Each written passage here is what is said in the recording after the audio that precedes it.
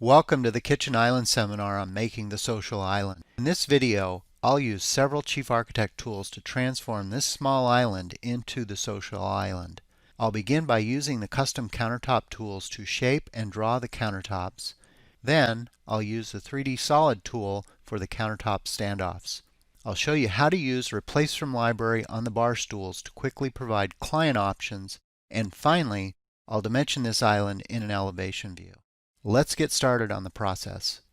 As I open up Chief Architect, you can see in the lower left-hand corner of the screen the small island that I will transform into the social island.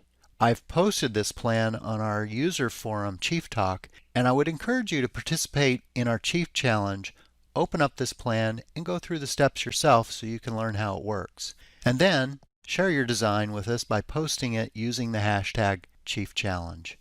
Let me begin by taking a 3D view of this existing small island. I'm going to use the perspective floor overview camera, and we'll just kind of rotate around and take a look at this small island that we're beginning with. The first step is I'm going to click on the custom countertop, press the delete key, get back to an original island with just a simple countertop on it, and then for the purpose of the video or the session here, I'm going to go ahead and delete and then move the existing stools just out of the way. Now, to create the first segment of the island, I'm going to find that it's easiest to do back in the floor plan view. So let's move back over here. And what I want to do in this case is we zoom in, use the custom countertop tool. You're going to find this underneath our base cabinet tool down here, and it's called the custom countertop tool. I'm going to click and drag from one corner to the other corner on the island. I'll go ahead and press my spacebar to get out of that mode.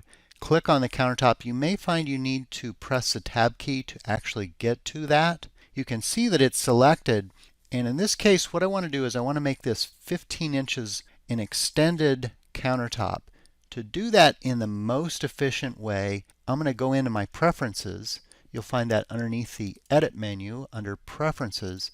I'm going to come down on the behaviors. I'm going to use this concentric jump. I'm going to set it at 15 inches. This will just help me be efficient. At that point, when you have the countertop selected, I'm going to press the letter C down on the keyboard, and I'm just going to pull that out, and it will snap exactly 15 inches from that original edit. Now, with this selection, let's go ahead and use the edge over here. I'm just going to snap that back to the edge of the front side of the island, and then I'm going to use the break tool. I have that down here in my edit menu. I'm going to use the break tool. It's also the number 3 on the keyboard. I'm just going to put a break at each end of the island, and now I'm going to go ahead and pull that back until it snaps into place. At this point, I'm going to double click and open up this U-shaped countertop by double clicking on it, and what I want to do is go ahead and remove the set height from cabinet. And I'm just going to lower this 1.5 inches, so I'm going to just set that to be 33 inches. Let's go back into the 3D view and take a look at what we have. Now you can see the U-shaped countertop. I'm going to open up the library, and I want to find a material for crackle glass. So I'm just going to use the search here, type in crackle. We'll find the crackle glass, and I'll go ahead and spray that onto that surface. And now you can see the first step in creating this island was to create this interesting shape that could be used for your kitchen island. Let's look at one option in here that we can take with this. Let's double click again and change the dimension of this from the finished floor to top at 42 inches and raise that up, and we'll create some standoffs to actually then support that countertop from the underlying cabinets and countertops. Let's go back over into the plan view over here. With this U-shaped countertop, what I want to do is I want to pull that back over the top of the existing island 5 inches on all sides. I'm going to use the temporary dimensions that you see here. I'm going to tap on the 15 inches. I'm going to go ahead and type in 20, and I'm just going to do that all the way around the countertop. So you can see the edge is selected. There's a red highlight there. Move it in 5 inches on this side. Again, get the red edge selection, move your cursor over the temporary dimension, type in 20 inches, and now I have that positioned. Now when I press the space bar, you'll notice that it's difficult to see the ordering of that countertop. It doesn't appear over the top of the existing island. Here's what I like to do. I change the draw order of that by clicking on the countertop. In the bottom of my status bar, you can see that that's on a drawing group. Difficult to see, but it's on drawing group 31, the countertop. And if you click on a base cabinet, that base cabinet's on a drawing group at 30. So I'm just going to click on that countertop. There's a tool that you're going to find to adjust that draw order down here. And we'll just move that up so that it's ahead of the existing countertops. Now the other thing you notice when I do that, you can't see the underlying base cabinets. I like to take the fill style of objects in this case, and I like to set the transparency. So by double clicking on it, I'm going to come up to the fill style, and then I'm going to come over here and I'm just going to set a transparency of this maybe at 50%, and that's going to allow me to see the base cabinets below. Now to support this new countertop, I'm going to use a Polyline Solid tool. You'll find this underneath the primitive tools, and over here on the left hand section of my menu is a tool called the Polyline Solid tool. I'm going to come over here and click and drag off to the side so you can see what I'm doing. In Chief Architect Premiere, as you're dragging out this object, and before you let go of your left mouse button, press the Tab key. This will allow you to enter coordinates and exact dimensions of particular objects, lines, walls, and in this case a solid object. I'm going to set the dimension of this at 1.5 inches by 1.5 inches. And as you take a look and press the Tab key in here, you can confirm those dimensions at 1.5. And then what I'm going to do, let's go ahead and just select that object. I'm going to double click on it. And I'm going to set the thickness of it, which would be really the height of it, at 4.5 inches, and then the floor to bottom at the top of the countertop, which would be 36 inches. Now I have that exactly positioned. Let's go back into the 3D view and take a look before we move this into position, and I want to also paint that to be stainless steel. So in the camera view here, let's kind of rotate around, take a look at that object, and I'm going to use the material eyedropper, click on the dishwasher, which is stainless steel, and come over and apply that onto that standoff. And now from the plan view, it'll be pretty easy to position this. Let's go ahead and draw a marquee around it. I'm going to slide it into position, and you're going to notice that before I deselect it, the dashed line for the cabinet boxes represents a draw order where that is below the surface.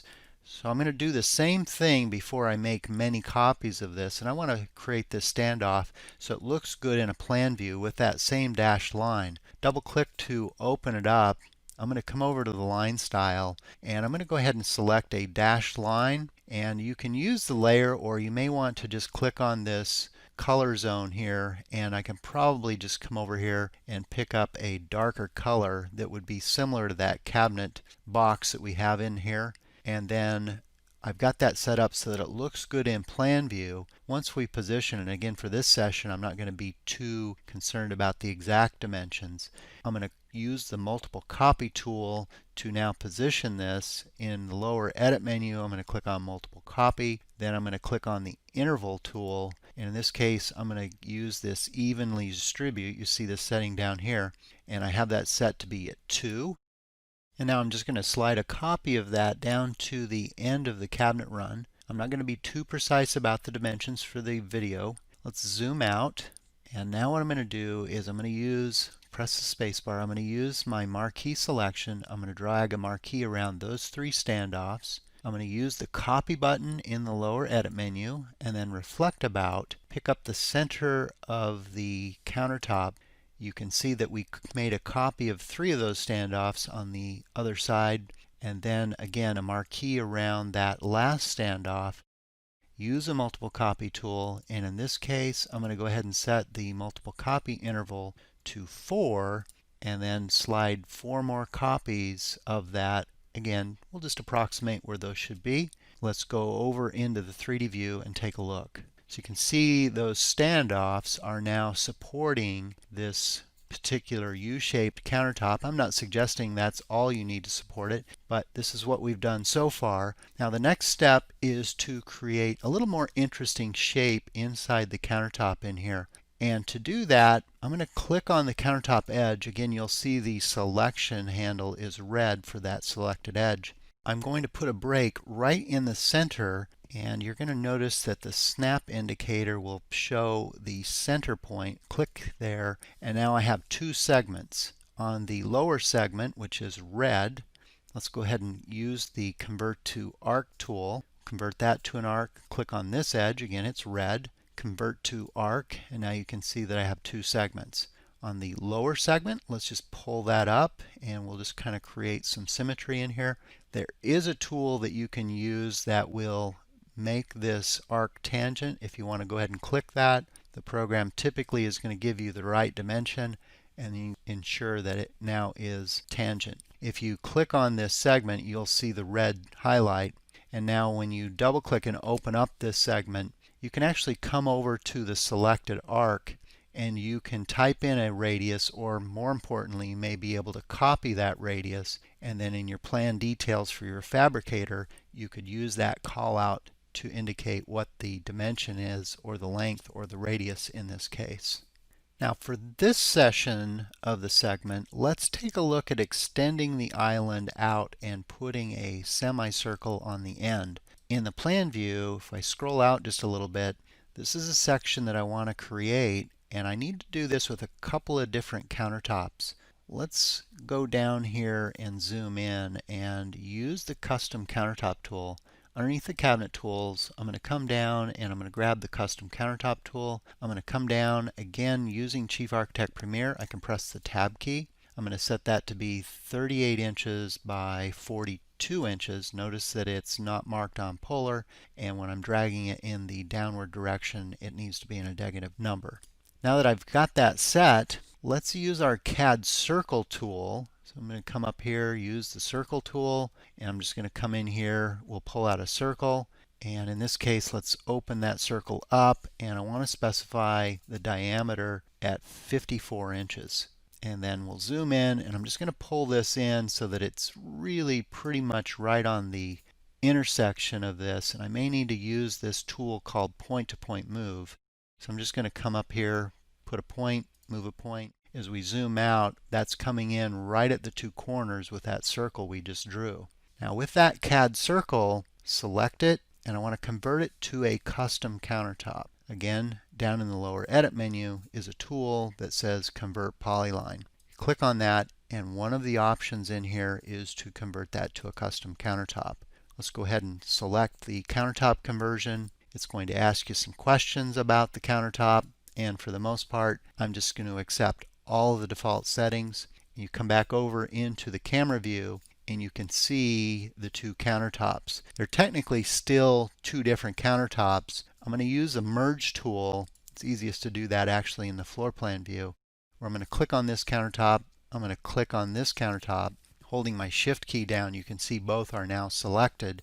And then a tool that is available is called the Polyline Union. This will then join the two segments, or the two countertops, and then it will ask you if you want to delete the original, which I'll go ahead and do that. And now that creates one single merged countertop. Now in zooming out, again looking at the photo or the image that I have in here, you can see that off to the right hand side, the outer is glass and the inner portion is a surface or solid surface material. Now the best way to do that is to create a hole cut out in this area for the solid surface and then make another custom countertop. Well, that's a pretty easy process when you use the CAD tools to help you out. Let's go into our preferences and set that concentric copy from 15 inches down to 12 inches, so it'll make our lives a little easier and efficient in doing this. So I'm going to set that to be 12 inches. Again, that's on the Edit Behaviors Concentric 12 inches. With this item selected, let's use this copy tool, and then there's also a tool called Copy and Paste Hold Position. When you do that, it creates a copy of that in the exact same coordinates. Let's move over, and you get a move handle. You see how my cursor changes to a double arrow. Pressing the C, the letter C on the keyboard, and then holding my left mouse button down, I can pull that in, and you can see that concentrically moves in exactly 12 inches. While that's still highlighted, let's double click and open it up, And when you have two countertops that are in the exact same location, there is an option in here to make it a whole. And you can see that looks like it's the key to making this work, so to speak. And let's go ahead and close that. And you can see in the camera view that we've created that hole in there. And if I select that one more time, let's use that same tool we did previously, copy, paste, hold position. And now I technically have two holes. Let's double click to open that up. And then I'm just going to remove the check mark out of the hole. And I'm doing this so that I can actually use the material from the crackled glass and spray it in there. And that allows us to have two different surfaces inside of that area for that countertop. Now in the next section we got to figure out how we're going to support this, and I want to create some trapezoid legs. I'm going to basically do the exact same thing that I created the polyline solid tool for those standoffs, except in this case I'm going to create them in an elevation view. Roughly I'm going to come in, I'm going to create a small section right through the back of the island in here. In the elevation view, let's go ahead and use the same polyline solid tool. I'm going to toggle on my crosshairs to help me in drawing this. I'm going to come down and create the leg with the temporary dimensions. Make sure those are turned on. I'm going to set the bottom of the leg to be 4 inches. And then for the upper portion of the leg, let's go ahead and pull this in. It's difficult to see exactly what the length of this is, plus your temporary dimensions won't give it to you on the angle. So I'm going to click on this edge. Let's open up the dialog. And on the selected line, I can come in here and be very precise. Notice the start and end indicators are on in my preferences. So in this case, I'll lock the endpoint, set the length of it to be very specific at 7 inches. And as long as I'm in here, I'm going to set the thickness of the leg to be 3 inches. The final thing that I'm going to do in this view is go ahead and use the material eyedropper, pick up the material, paint the leg, and then I'm going to go back into the plan view and position this leg exactly where I want it. And that way it will be easy for me to do a copy and reflect about. So if I just simply use the copy reflect about, I can position that right around that cabinet or around the grouping of cabinets depending on where I want to flip that. Let's go ahead and slide it over a little bit further, and that's how I can position these two legs exactly where I want them to support this countertop. Now you can add these into your library, and what I've done is added these into my library as a symbol. If we rotate back around, I can click on this leg. I can come up into my Tools menu, and down here underneath Symbols, there is an option to convert to symbol. Notice that it gives me the option. I'm going to use Selected Objects, and if we check Show Advanced Options, we can come in here. Let's give it a good name. I'm just going to call it the 42-inch leg for the island. And then there's a few other options depending on if you want to have it sit on top of the countertop. I did that for the standoffs that you can see down in here to sit on top of the countertop when I place those. And now I can place that in my library. Notice that it shows up down in here, and then you can come out and click and place that. Now let's go ahead and take a look at the legs for the other side of the island. I've already added that to my library, so I'm going to kind of skip ahead of that in this section. And in this case, let's clear out our library search. And I'm just going to come down to the library that I've used for this. I create sometimes folders for particular projects I work on. This is called the Social Island, and you can see that I have a couple of legs. One's a 36-inch leg, which I'm going to stick underneath. Over here, we can click in here. I'll move that and position it, go into the plan view and position those. So let's go back over into the plan view, and let's grab that leg. Let's rotate it around and position it. So let's go ahead and draw a marquee around it. Use the Copy and Reflect tool. Come up, pick up the center, and then I'm going to hold my marquee and left click and drag. And let's use the multiple copy tool, and in this case let's make 2 copies. And we'll just pull that down until we have it kind of positioned where we want. Again, I'm just using an approximate location for that. And then for the bar stools that we had just moved off to the side, let's go ahead and pull those back into location. And then maybe we'll make a copy of that. Let's slide a copy of that down in here. We'll rotate it around and then make one more copy of that. and we'll just flip it around. So now I have the bar stools in location. You can see as we kind of rotate around here that we have the island pretty much put together. One of the tools that I like to use to create options for clients is the Replace from Library.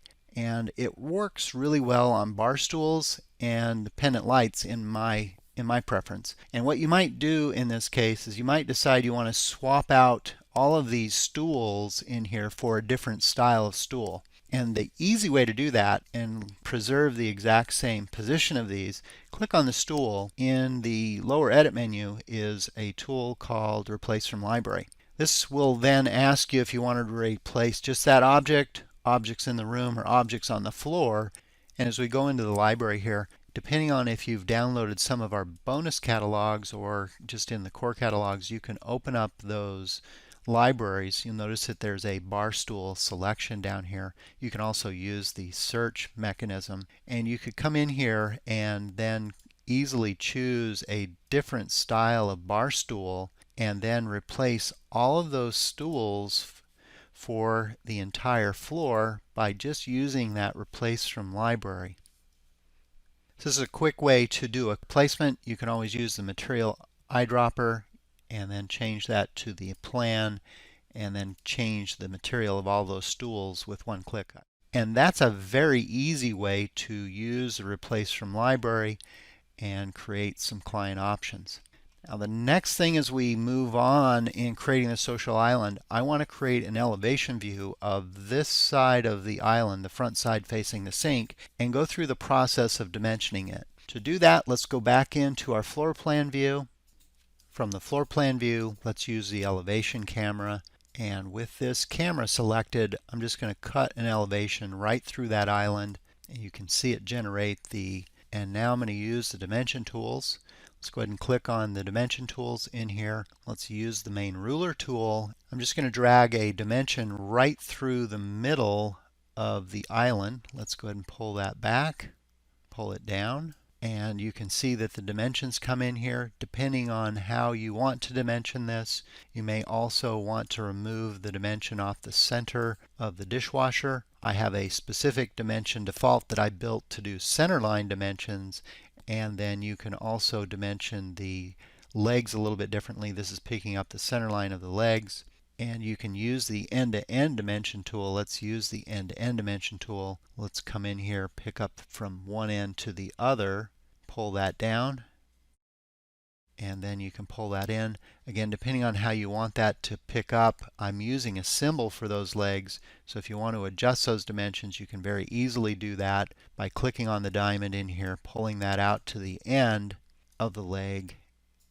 Sometimes I like to use the dimension tool that's called the end-to-end dimension. I find this an easy way where you just click and drag down through the dimension, pick up the end, and notice when I did that, that dimension wasn't going to the top of the countertop. My dimension default is set up, you can see this in my menu up here, CKBD dimensions. It's not probably set up to pick up the countertops, and if I double click on the tool, and you go to locate objects, you can notice that the countertop option isn't selected. And so now when I use this same tool, end-to-end dimension, and I click and drag from the top to the bottom, it does in fact pick that up. So again, you can watch more videos on how to do that, because I prefer to set the dimensions up to work correctly before I actually use them. That way I'm not going through and doing extra dimensioning. Kind of the same thing, same issue on picking up the legs. I prefer not to grab these extra diamonds and pull those into place. I prefer to set my dimension defaults so that they locate the object the correct way the first time.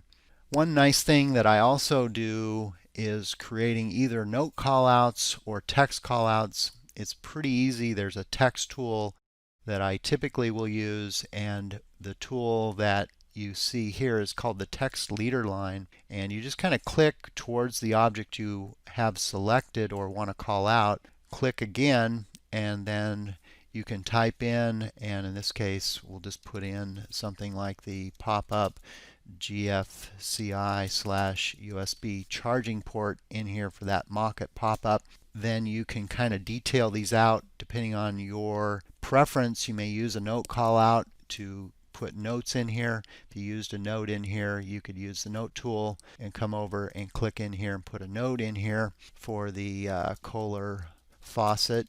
And then that would show up as a call out note. And again, back into my layout sheet that I've completed for the project, you can see in the lower left hand corner that I've used a note schedule to call out the countertop information for the fabricator using the radius information. Well, that wraps up this session on kitchen islands and making the social island. We started the seminar by creating a countertop, creating a few different options for the countertop, creating a cutout. We used solids for creating the standoffs. I also used solids for creating the trapezoid legs. Using replace from library is a great option for pulling in different items like bar stools and pendant lights for creating client options. And then finally we concluded it by dimensioning the elevation view for the kitchen island. I would encourage you to go out and complete the Chief Challenge. Visit our user forum, then post your results on the Chief Challenge. We want to see how you're progressing in your Chief Architect skills. Thanks for watching and have a great day.